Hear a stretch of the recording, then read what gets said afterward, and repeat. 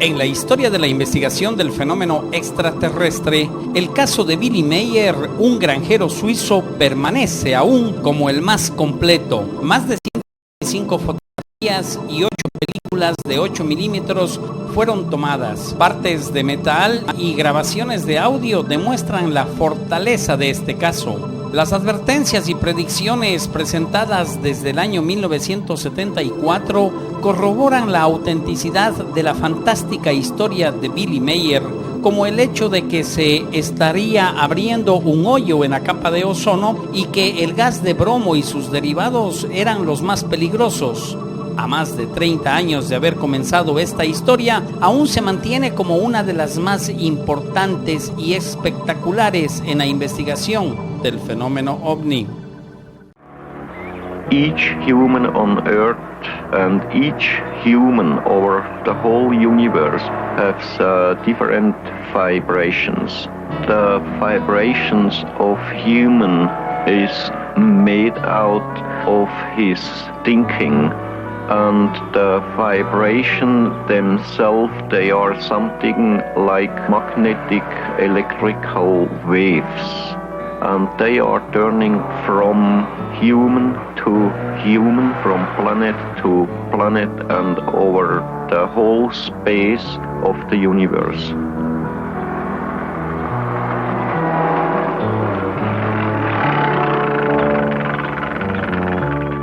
When entering your terrestrial state, we must make an adjustment in our vibrational patterns. It is similar to your adjusting the fine-tuning on your communications devices. In our case, it allows for the clear perception necessary for an exchange to take place.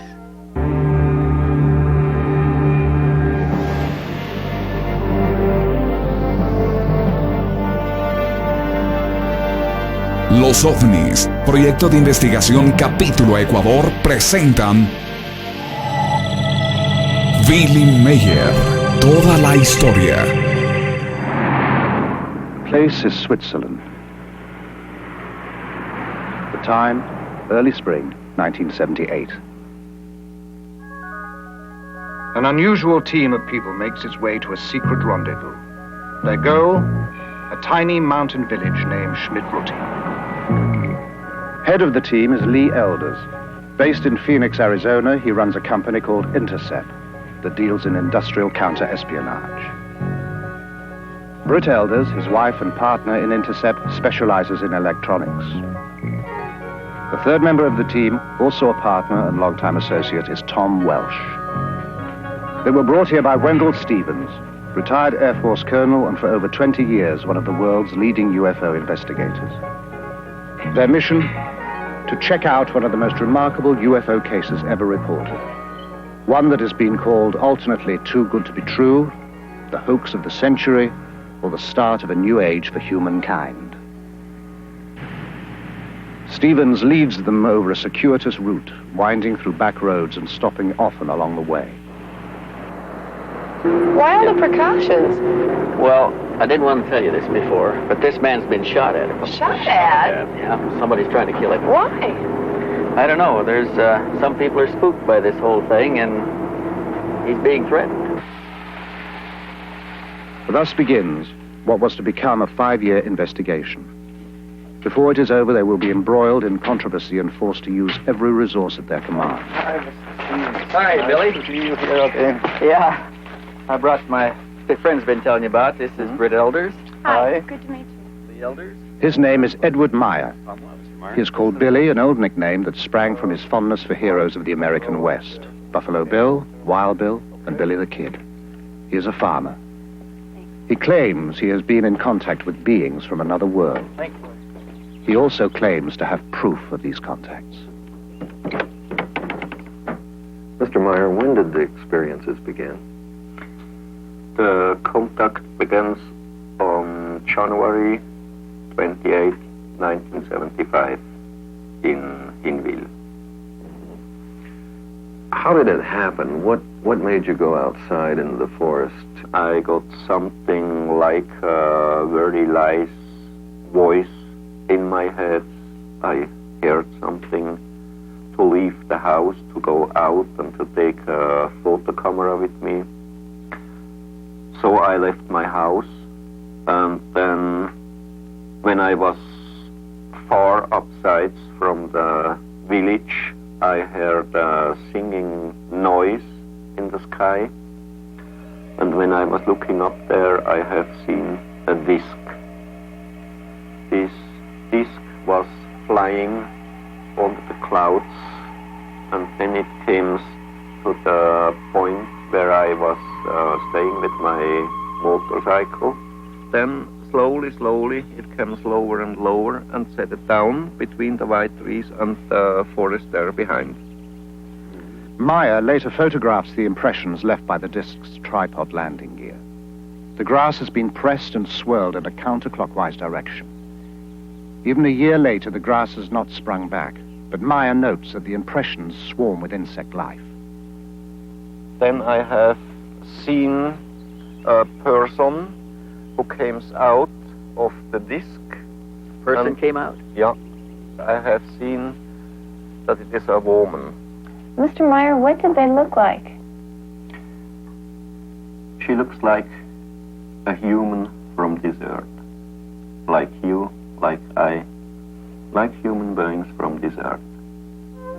You call us extraterrestrials, and you attribute to us superhuman powers. But we are like you. We too are still far removed from perfection and must evolve constantly, just like yourselves. After the first words, we turned and was going to this tree here. You walked over here? Yeah. Sit down. And you sat here and talked to her? Yeah. Then we was talking here for about 1 hour or 1 hour and a quarter, something like that. Did she give you a name? What did you call her? Yeah, she told me her name is Semyase. Semyase? Yeah. Billy, what kind of feeling did you have sitting here under this tree with a woman who just landed in a spacecraft? I wasn't afraid about these things. I was afraid about the army only, because they have a station somewhere there behind the forest. But I wasn't afraid about the disc. Where do they come from, Mr. Meier? They shall be coming from the star picture of the Pleiades. The Pleiades, a bright star cluster some 500 light years from Earth. Although the cluster consists of hundreds of stars, 7 stand out clearly to the naked eye. The Greeks call them the nymphs of heaven. We call them the 7 sisters. What was going through your mind? What did you want to talk about? You see, my head was full of questions, but the most of the time she was telling me, and I hadn't many chances to ask her something. Several times we have tried to establish contact with the humans, but usually those selected were not willing. They were afraid others would consider them liars, mad, or would try to destroy them. You see, the first she told me I shall get the most best pictures of UFOs, what's ever happened on Earth. The second thing, I shall go out to tell the truth to the human on Earth, why they are coming to here, what reason they have, that they are coming to Earth not to harm us, not to make war, not to bring peace. Why are they interested in us, a society thousands of years behind them in technological development? According to Meier, we share common ancestors. Their forefathers were our forefathers. We are, in a sense, family. This is the place, Bergerumlicum, where I took that picture. Show us how you took the picture, Billy. Meier takes the team to other contact sites and demonstrates how he operates his cameras. I have here a small wheel to turn the film, and I can get the picture. You see, on this way I put on my camera. We're taking movies, right?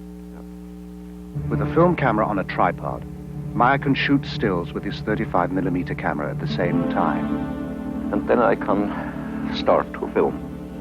Here I got the movie, when was the ship hanging there up, and when it after was jumping. By jumping, Meier means the ship disappears and reappears. From that out, I always got the electrical hit. By electrical hit, Meier means an electric shock. He also noted a light shift at each event. On this place I had one... Meier takes the investigators to over a dozen sites, describing the craft, which he calls beam ships, and relating the information he says the Pleiadians gave him. You see here, the road, and on the middle of the distance to the road was the ship hanging in the air and bubbling in a very strong wind.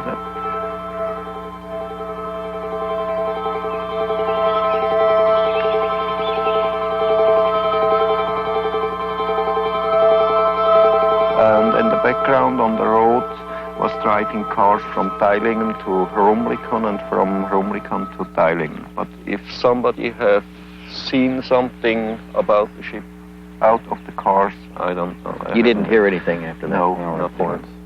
Guido Moosbrugger is not a neighbor. He lives about 2 hours away in Austria. He heard about the Meier experiences and came to see for himself. Have you ever had any experience with Billy in connection with these things that are going on here? Yes, I have seen a few demonstrations myself, especially at night, and was present at the landing site doing one landing, and I saw other things. A lot of things happened in those 6 years. You have seen things with your own eyes. Did you ever photograph anything? I was allowed 2 times to photograph at night. As we sat inside the car, we saw all of a sudden to the north, above the meadow, out of nowhere, a fire-red disc, about as large as a headlight. And then what happened? And then it suddenly disappeared. Then there was a short pause, after which, at the same place again, appeared all of a sudden a silvery white ball.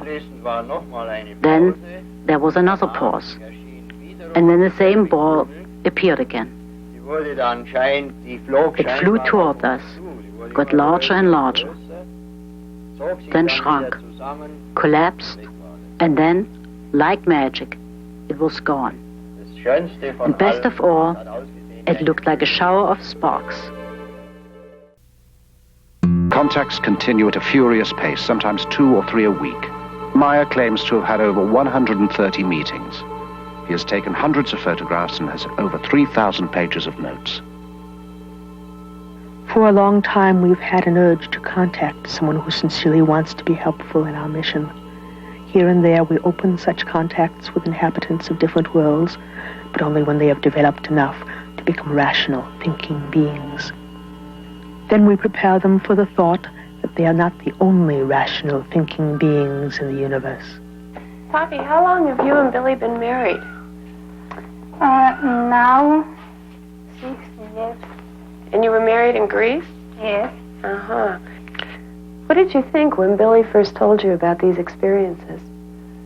Her English shaky, Poppy reverts to German. Ja. Es war schwierig am Anfang.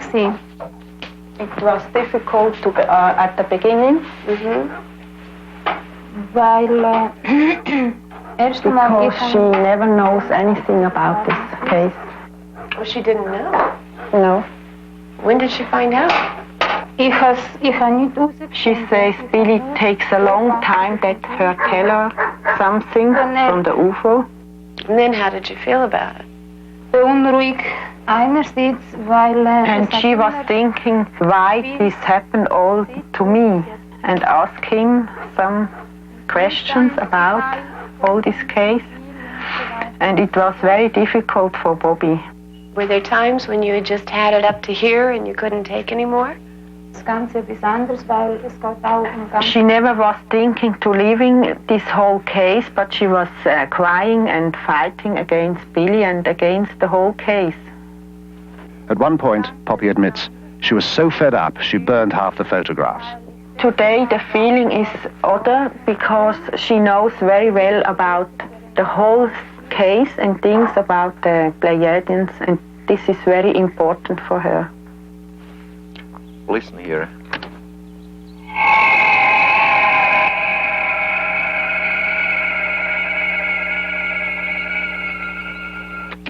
Wow. You recorded that here? My wife recorded this one here, and in the meantime, I've been there down where he's standing Lee with the other recorder. You had another recorder down Yes. there. How high was the ship above you? About 60 meters. 60 meters. How far would you estimate it is from here down there today? I think some 300 meters. The sounds bear no resemblance to anything Stevens has heard before. Meier gives him both tapes for analysis.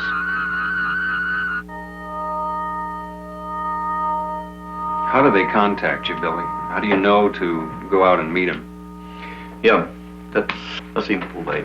If I hear the order in my head to go to a contact, then I leave the house or just the place where I staying at the moment, and then they will guide me to the place where they pick up me.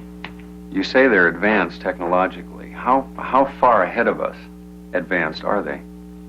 They are about 3,500 years in their experiences about technology. They study us because we represent an earlier stage of their own evolution. They made a very interesting observation at one point. They said that if we could now concentrate Earth's energies and resources, we could achieve all that they can do now in about 300 years of our time. Yeah. There. If you've been in the ship, why not photographs inside of the Pleiadians themselves? It's impossible to make it because there are powers inside. They always break the film. He's taken a number of rolls of film, and when they're developed, they're usually black. They've got anything that's wavy lines through it. So you're So talking about... I lose it so hundreds of films. Why are they here now, and what do they want? You see, they don't come here to harm us.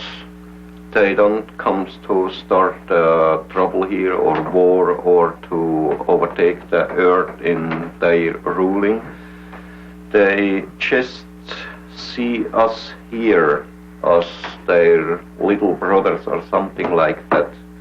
And they want to bring the real teaching of the natural life and of the spiritual belonging, spiritual teaching, spiritual life, and all this. But they must want something from us. They just want nothing. Nothing. You see, for the human on earth, it's impossible to believe this, but that's really the truth. They just want nothing from the humans on earth. The session goes on for hours. To every question, Meier has an answer. The investigators are unable to shake him or to find flaws in his story.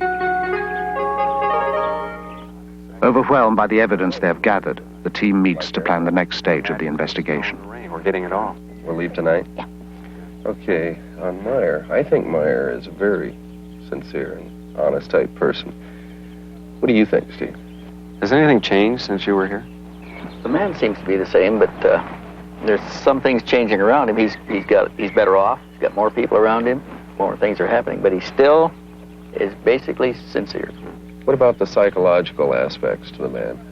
Do you think it's possible that he's a little schizoid? I mean, it's difficult to tell if what he's saying the Pleiadians are telling him is actually coming from them or coming from him. How do you determine that? Well, we can never prove Too many that other people aspect involved. of the case. Others have seen the same thing. There's a terrific cross-section of people here. You've got a school teacher, you've got a commercial pilot, you've got a businessman, you've got a CPA. They're as good as any average cross-section of society we've got. And they all tested him themselves to their own satisfaction before they ever got this far. Well, I think we ought to go back and throw the book at this one. Everything we can, top technology we can get involved. I think we ought to let the chips fall where we may and just see what we find. We're going to run down and say goodbye to Meier, and we'll tell him goodbye for you. Give him my best. Okay. I'll see you later.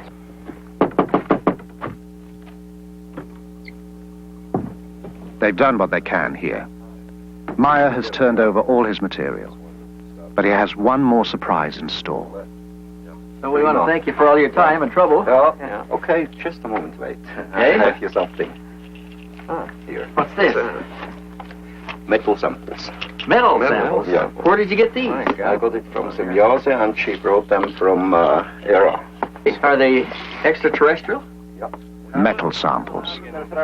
The kind of hard evidence Stevens had hoped for.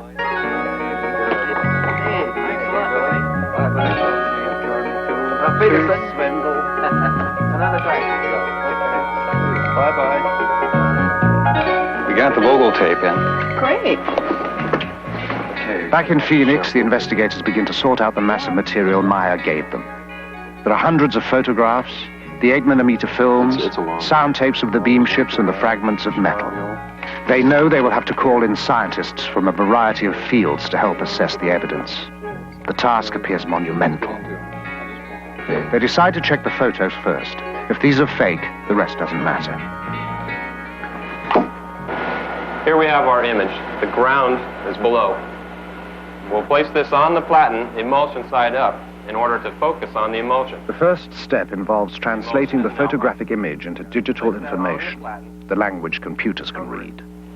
We can start this machine from the point which it is at now and scan 500 lines, 500 points per line, at a very small aperture, and watch the result of this scan being placed, digital information, keep in mind, onto a display. All right, over here on our display, we can observe what the densitometer is doing.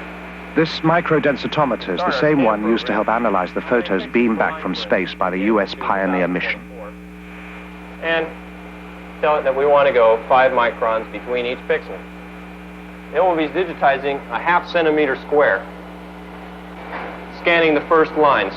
The digital information will be sent on for an analysis that will take weeks to complete. Meanwhile, Welch and the elders decide to learn what they can of the history of UFO experiences. But can you give us some more background on this phenomenon? What is this all about? Well, it's not a new thing, Lee. This thing's been going on for a long time. How many sightings have there been? One of the researchers calculated that there may be as many as 70,000 reports in a year, worldwide. Is there anything these sightings have in common? Okay, there are some common things, commonly reported. First of all, they're always accidental. UFO pictures, up to this point at least, are accidental. They happen once, and they're gone. In Stevens' files are over 3,500 photographs of UFOs, some from early in this century. Most were single sightings, some observed by several people at the same time. In Perry, Ohio, the whole town watched a UFO at twilight for 30 minutes. In Brazil, a Navy photographer took a series of photos of a UFO flying over his vessel. Observers at NASA have spotted UFOs at our space launches. Tientsin, China, Woonsocket, Rhode Island, Norway, Corsica, Japan, New Jersey. These are among the sightings that are reported. No one can guess how many go unreported. Mary, do you have that file that we had on spectrographic analysis that we did? Oh, yeah, Tom, it's As right. the investigation continues, results from the testing begin to come in to the Intercept office in Phoenix. Hey, Lee. Hey, Tom, what's up? Just got this back. We sent this photograph over to Neil Davies. Just got his report back. Neil Davis. Physicist, aerospace industry subcontractor. Right, okay, got it. Examined the photograph with microdensitometer.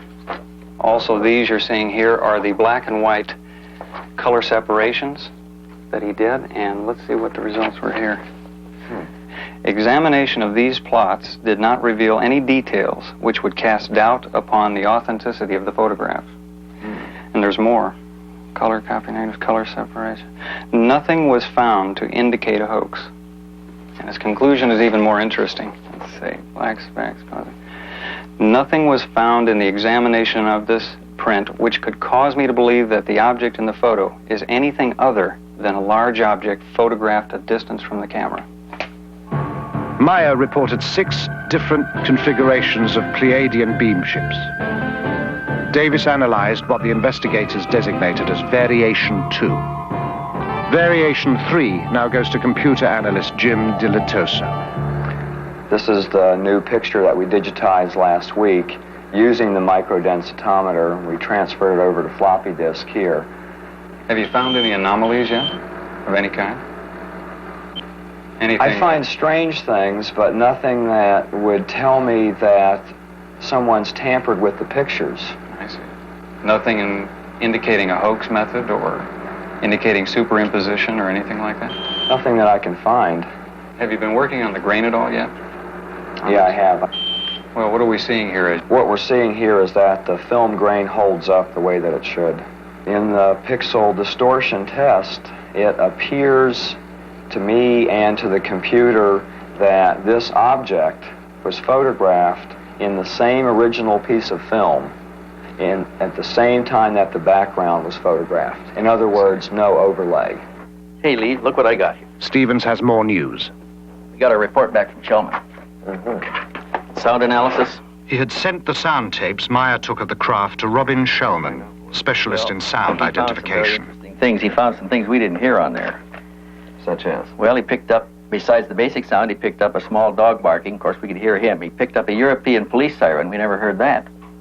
He picked up a crow cawing. Wait a minute. How in the hell does he pick all this stuff up?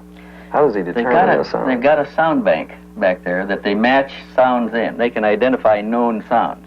Okay, on this sound bank of his, anything there to match it? We have. He said he can't match the basic sound. He can match all of the other sounds on the tape, but he can't match the sound of the object itself, the emitted sound. Now look at this. He's concluded up to this point that the machine must have been built for a specialized application. Recognizing the sounds from such a machine may be difficult. Also, later, Shellman will theorize from the sounds what those specialized applications might be. About 4 hertz.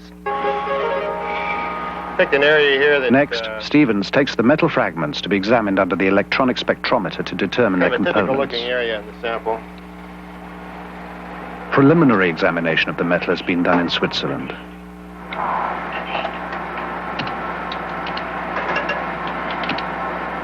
And we've got the little marker bars here that we can line up on each peak as they come up. This one indicates we have silver there. Over here, let's see. We got some copper, small amount of copper.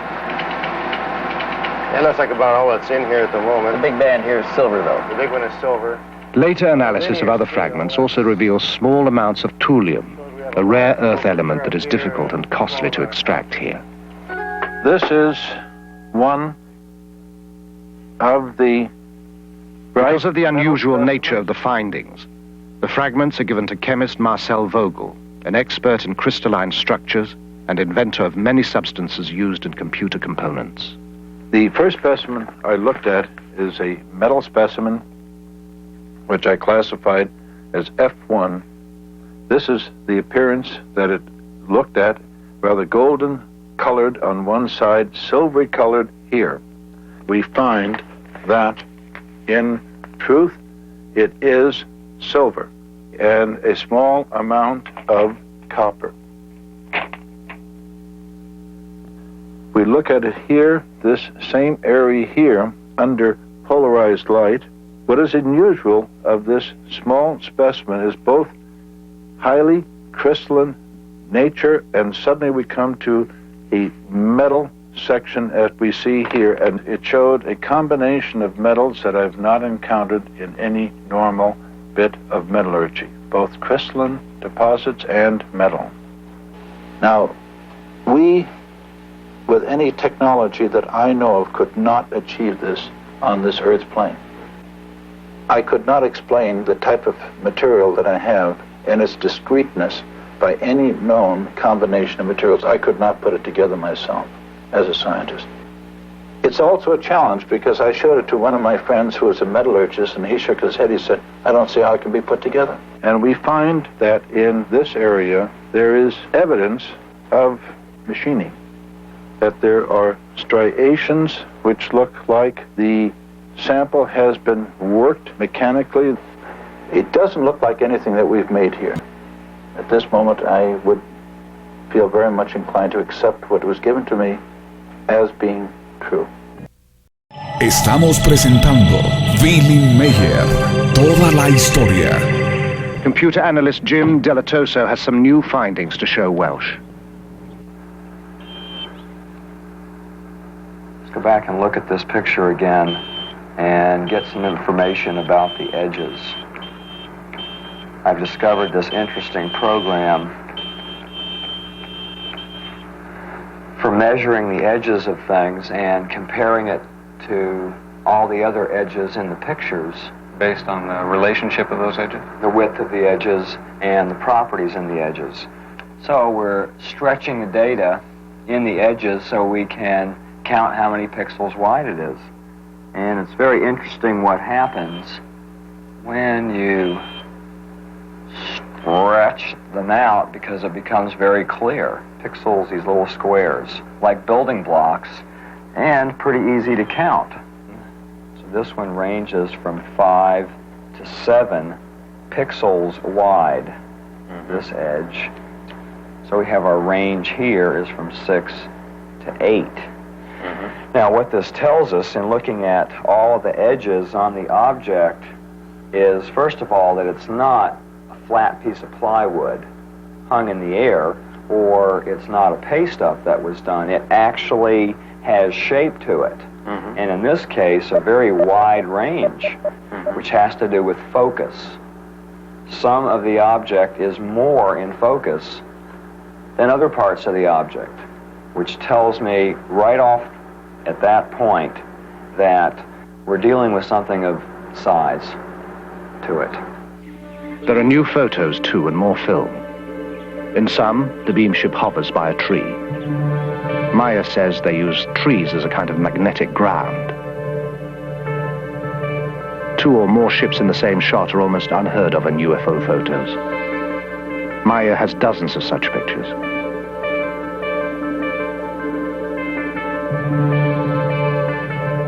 Ships below a horizon line, such as a hill, are even rarer.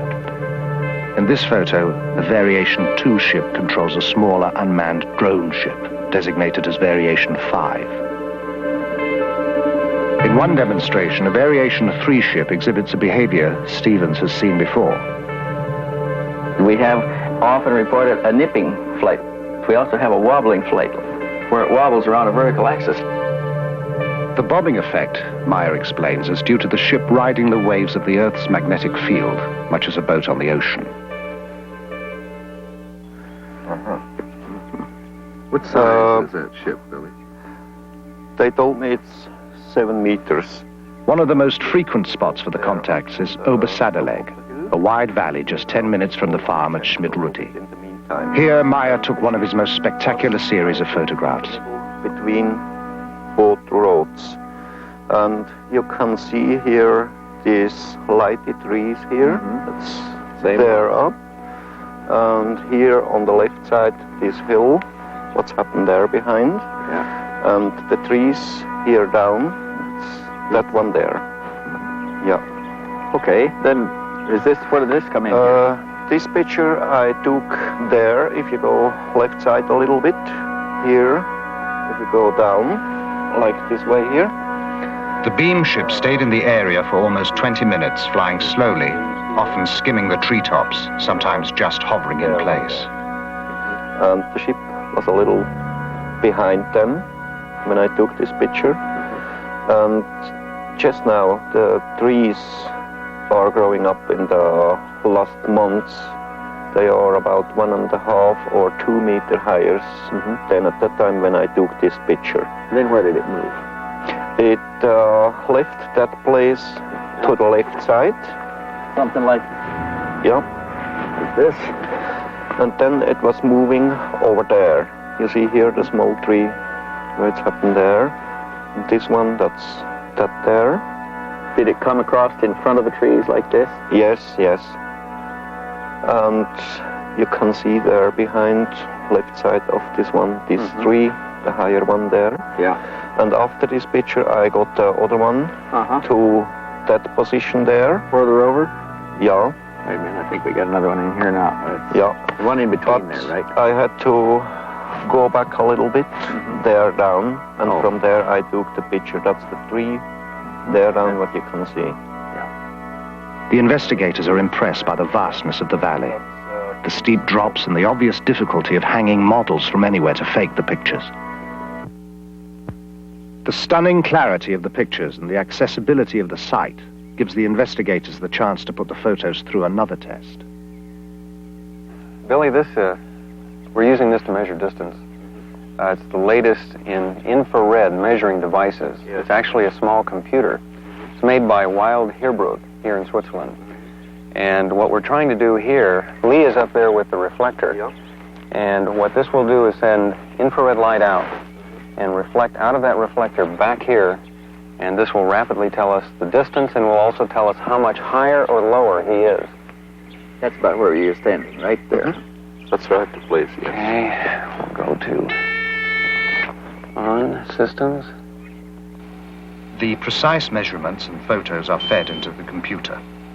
The edges of known objects, such as the trees and the hills, are translated into pixels. Since these measurements are known, the number of pixels in the edge of the unknown object, the craft, gives its distance.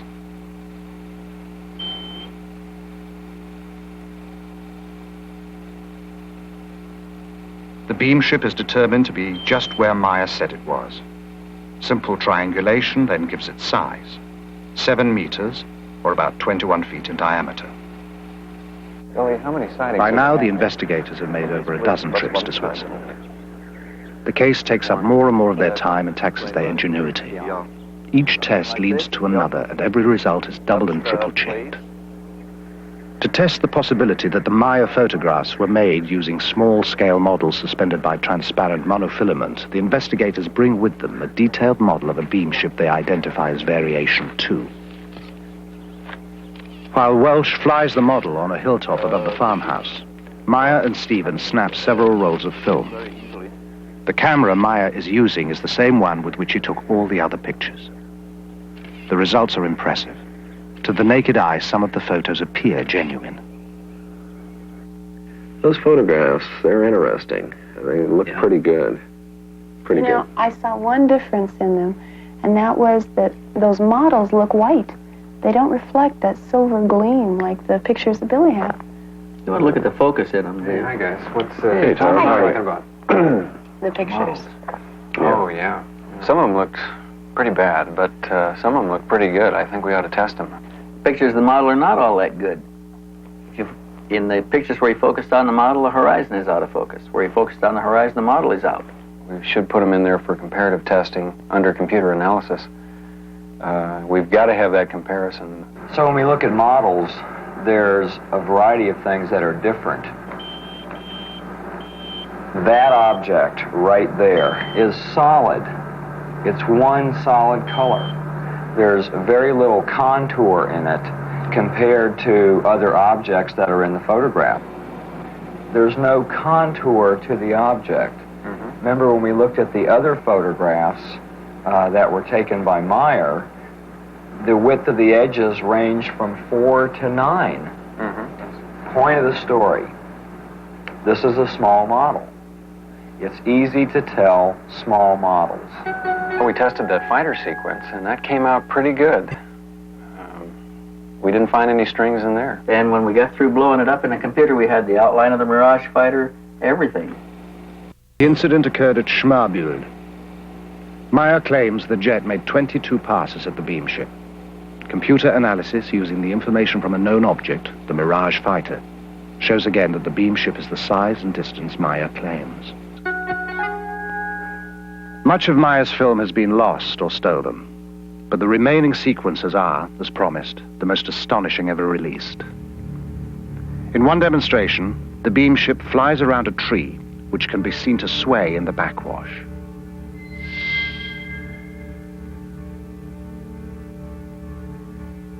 Once again, in slow motion.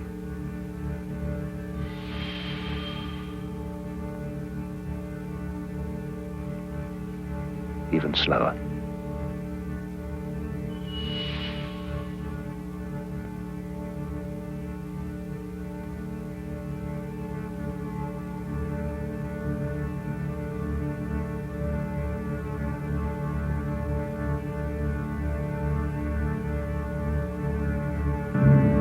Later, Semyasi brings a new beam ship to pose for Meier's cameras. A variation quite unlike anything he has seen before.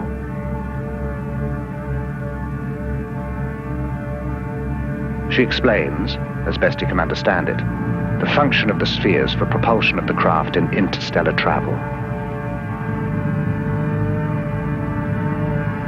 The sound of the new beam ship shows marked differences to the sounds of the other variation craft. Meier tapes these as well. The tapes are taken to electronics consultant Niels Rognerud and sound engineer Steve Ambrose for examination. The frequency components of the signal.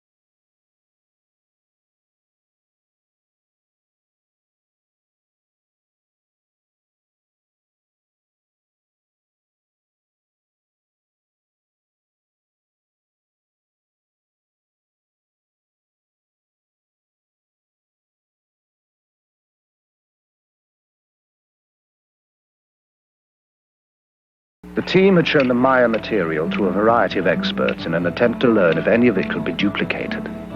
They estimated it would require expertise in at least a dozen different fields, including metallurgy, astronomy, ancient history, and psychology.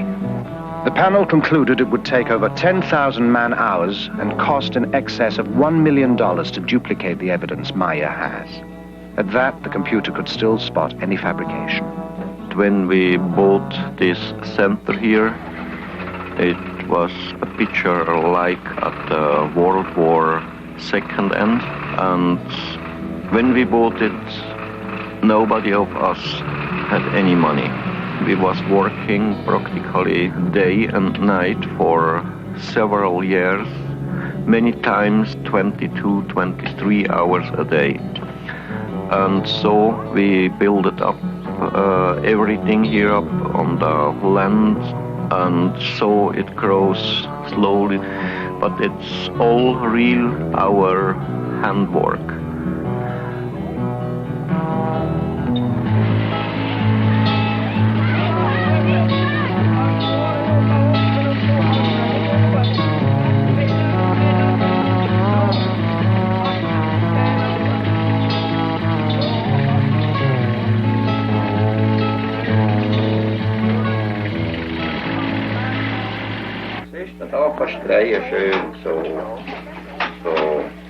While the contacts continue, life on the farm proceeds at an even more hectic pace. To help free Meier, volunteers take on a lot of the routine work.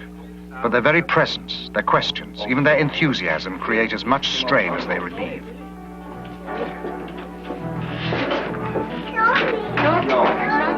The last 20 or 30 years, there was many people who have seen UFOs. There are many people around the world who likes sensation only. Other one who are doing hoax to get money, maybe to get a name. But there are really many contacts and many people who have seen UFOs. Between his work for the Pleiadians and the demand for his attention on the farm, Meier finds little respite. For moments of precious solitude, he retreats to the land he knows. Above everything stands one force alone. We call it the creation. It regulates the laws over all, the life and death of everything in the universe, because it is everything in the universe. Real spirituality comes from the understanding of the laws of nature, the natural working of cause and effect, each contributing to and sharing with all. When you indulge in ritual and ceremony, real spirit pines away until it is gone. A spiritually developed being acknowledges creation in all things, from the largest to the smallest. Following this way, fears and doubts vanish like rain before the sun. The story is by now a sensation in the European press. Every major magazine features Meier and his photos. Television coverage from as far away as Japan spreads the message to a public hungry for even more information. The quiet farm is suddenly a mecca, inundated with visitors eager to meet Meier, see the photos, hear his experiences firsthand. Agapula, ta mig exo. Hata mig in exo, mi laj mig upp this.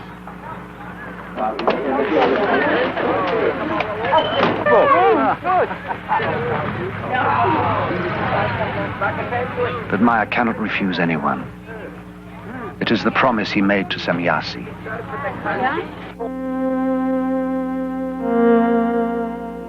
You have whole organizations which investigate our beam ships, but they have little material which is really authentic. However, the authorities already know much about our existence, but they continue to deny the fact of our existence, or even the fact of their research.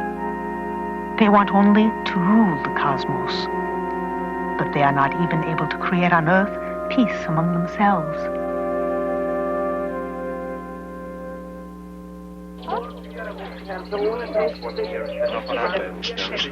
Many of those who come seek answers, assurance, even the promise that someone or something will save us.